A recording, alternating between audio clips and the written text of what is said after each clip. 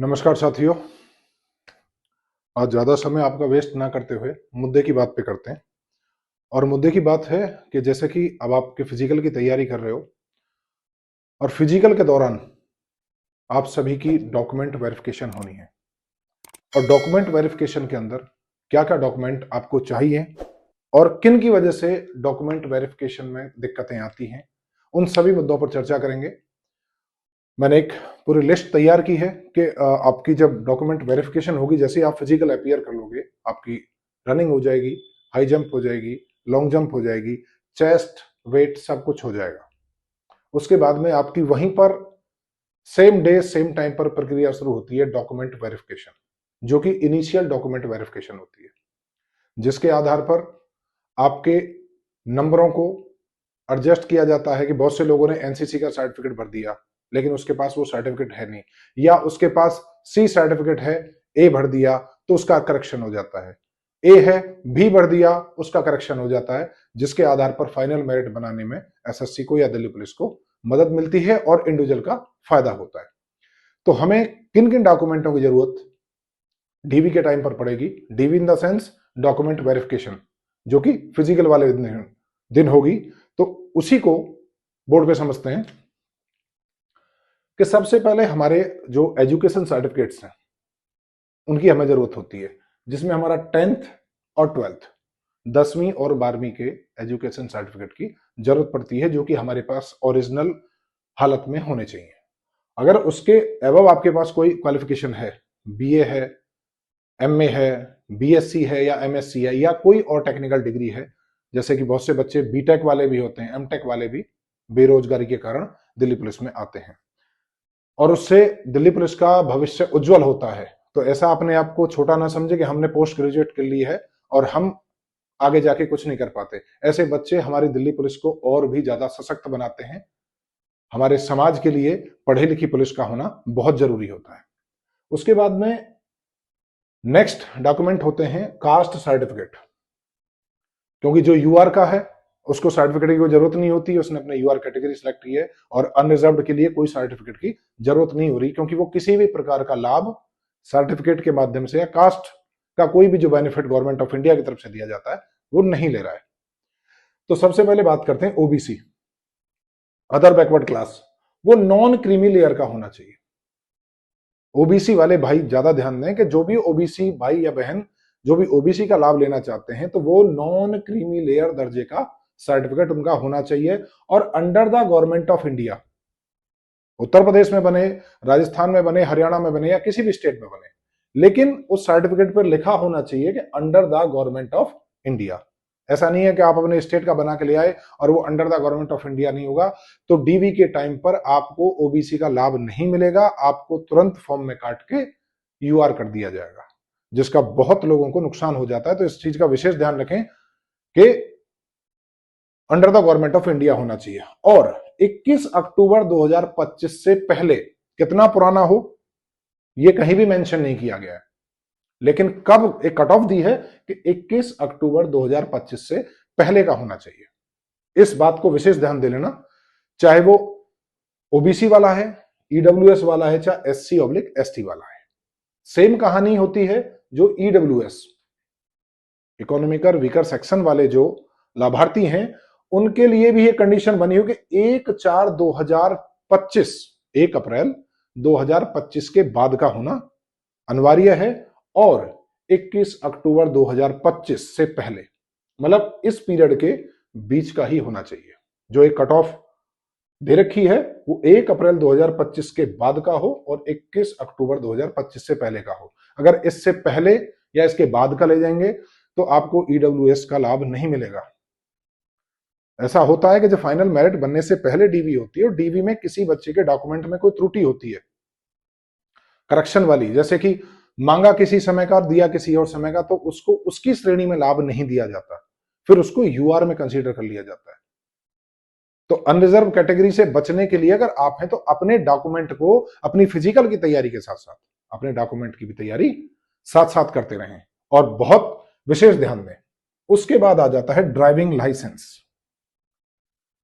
Light motor vehicle driving licence की जरूरत पड़ती है और ड्राइविंग लाइसेंस पे और विशेष ध्यान देने की बात यह है कि कुछ साथी ड्राइविंग लाइसेंस ऐसा लेके चले जाते हैं कि हमारे पास मैंने अप्लाई कर दिया है और उसकी फोटोकॉपी ले जाते हैं, जो कि वहां पर कंसीडर नहीं की जाती है। या बहुत से लोग डीजी लॉकर दिखा देते हैं, वहां पर जो चेकिंग अफसर बैठे होते हैं उनकी स्वविवेक की शक्ति होती है, फिर वो उसको कंसीडर करें या ना करें, उसमें चांस 50-50 होता है। ज्यादातर मैंने जो देखा है, डॉक्यूमेंट वेरिफिकेशन के दौरान आपका ड्राइविंग लाइसेंस आपके हाथ में होना चाहिए, ओरिजिनल स्टेट में, बिल्कुल प्रत्यक्ष रूप से आपके हाथ में होना चाहिए। वो उसी को देखते हैं, तभी जाके कंसीडर करते हैं, अदरवाइज आपको साइड में कर दिए जाते हैं और आपको डिस्क्वालीफाई की स्टेज में पहुंचा दिया जाता है हद तक। तो इस चीज का ध्यान रखें कि जिस भी भाई के पास अगर किसी का किसी भी कारणवश ड्राइविंग लाइसेंस में कोई कमी रह गई, कोई करेक्शन वगैरह कुछ बच गया है, किसी की नाम में, किसी के नाम के साथ साथ पिता में, ये बहुत बड़ी बातें हैं और छोटी छोटी बातें भी हैं कि आपके नाम की स्पेलिंग अगर गलत है तो उसको करेक्ट करा लें, अभी समय है, फिजिकल से पहले करेक्शन हो गया, 10-15 दिन में आ जाता है।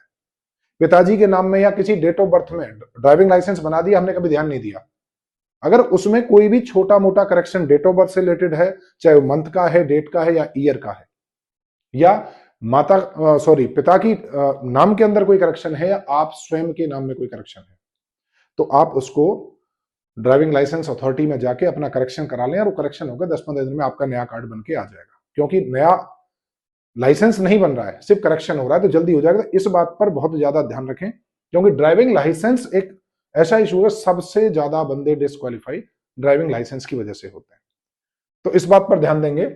दूसरा, एनसीसी सर्टिफिकेट, जैसे कि मैंने वीडियो की शुरुआत में बताया था कि एनसीसी सर्टिफिकेट वाले भाई ए, बी और सी अपने ओरिजिनल स्टेट में ही लेके आएंगे। सदर्श आपको वहां प्रस्तुत करना पड़ेगा कि मैंने ए किया है, बी किया, सी किया, तभी आपके जो मार्क का स्टेटस है, जो मैंने पहले वीडियो में बताया है कि परसेंटेज बटा हुआ है कि 2 नंबर, 3 नंबर, 5 नंबर या 4 नंबर, जो भी स्टेट है जिस सर्टिफिकेट के लिए जो निर्धारित मूल्यांकन किया हुआ है, वो तभी मिल पाएगा जो सर्टिफिकेट आप प्रस्तुत करेंगे। अगर मान के चलो दिल्ली पुलिस ने आपके आधार पर पहले नंबर दे भी दिया और उस समय आपने प्रस्तुत नहीं किया, तो आपके नंबर काट लिए जाएंगे और आपको इस सर्टिफिकेट यानी एनसीसी नेशनल कैडेट कोड द्वारा प्रस्तुत जो सर्टिफिकेट आपके पास है उसका फायदा नहीं दिया जाएगा। लास्ट में बात करते हैं एक्स आर्मी पर्सन, जो भी एक्स सर्विसमैन साथी हैं, उनके लिए ये सभी डॉक्यूमेंट बिल्कुल मान्य हैं और उनसे सभी मांगे जाएंगे, चाहे उनका 10th का है, 12th का है, या जिस भी श्रेणी से वो आते हैं। ड्राइविंग लाइसेंस एनसीसी है, उनका भी लगता है, अगर उनके पास भी पुराना एनसीसी सर्टिफिकेट है तो उनको भी इसका लाभ मिलेगा। तो इस चीज का विशेष ध्यान रखें, उनके पास अगर एनसीसी का सर्टिफिकेट है तो उनका एनसीसी का सर्टिफिकेट लगेगा। साथ में उनके पास में उनके रिकॉर्ड ऑफिस द्वारा जारी की गई डिस्चार्ज बुक ओरिजिनल फॉर्म में होनी चाहिए, फोटोकॉपी नहीं मान्य होती है, ओरिजिनल ओरिजिनल फॉर्म में होगी तभी मान्य किए जाएंगे, अदरवाइज आपको भी डिस्क्वालीफाई कर दिया जाएगा। साथ में पीपीओ भी रख लें, पीपीओ की एक कॉपी भी अपने डिस्चार्ज बुक के साथ रख लें। और जो साथियों ने भर्ती में रहते हुए, मतलब सर्विस में रहते हुए फॉर्म भर दिया है, तो वो अपनी एनओसी, निर्धारित डेट कौन सी जिस समय आपने फॉर्म भरा था, उस फॉर्म भरने की डेट की जो लास्ट कट ऑफ थी उससे पहले की अपने रिकॉर्ड ऑफिसर के द्वारा या अपने जहां भी जो भी आपकी कंपिटेंट अथॉरिटी बनती है जो कि एनओसी देने के लिए बाध्य है, उस कंपिटेंट अथॉरिटी की एनओसी फॉर्म भरने की कट ऑफ डेट से पहले आपके पास होनी चाहिए, अन्यथा आपको भी कंसीडर नहीं किया जाएगा। विशेष ध्यान रखें।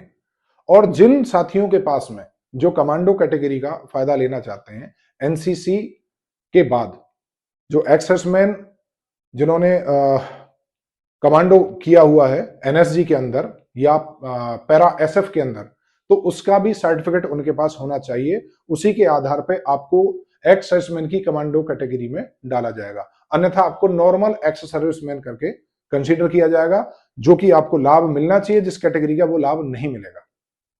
तो साथियों, मेरे द्वारा ये जो सारी की सारी जानकारी है आपको दी जा रही है सिर्फ इसलिए क्योंकि फिजिकल पर अभी सभी लोग फिजिकल पर लग चुके हैं और फिजिकल पर सभी का ध्यान है। डॉक्यूमेंट कहीं ना कहीं बहुत बड़ा फैक्टर है। जब फिजिकल की तैयारी आपकी हो चुकी है, फिजिकल आपने दे रहा हो, डॉक्यूमेंट आपके रेडी नहीं है, तो आपको दिक्कत हो जाएगी। तो मेरी सभी साथियों से गुजारिश है कि अपने सभी डॉक्यूमेंट जो भी सिलसिलेवार हैं बहुत सारे यूट्यूबरों के द्वारा पहले बताया गया है, और मैं भी ये सभी डॉक्यूमेंट आपको रेडी करके रखने हैं। और इसके अलावा अगर किसी को इससे रिलेटेड कोई और भी क्वेश्चन, कोई सवाल है, तो आप मुझे कमेंट कर सकते हैं, मैं 100% आपका रिप्लाई दूंगा। और अगर आपको लगा कि मेरे द्वारा दी गई जानकारी आपको अच्छी लगी और आपको हेल्पफुल है, तो प्लीज चैनल को लाइक, शेयर और सब्सक्राइब करना ना भूलें। तब तक मिलते हैं फिर एक अनदर वीडियो के साथ। राम राम, जय हिंद, जय भारत।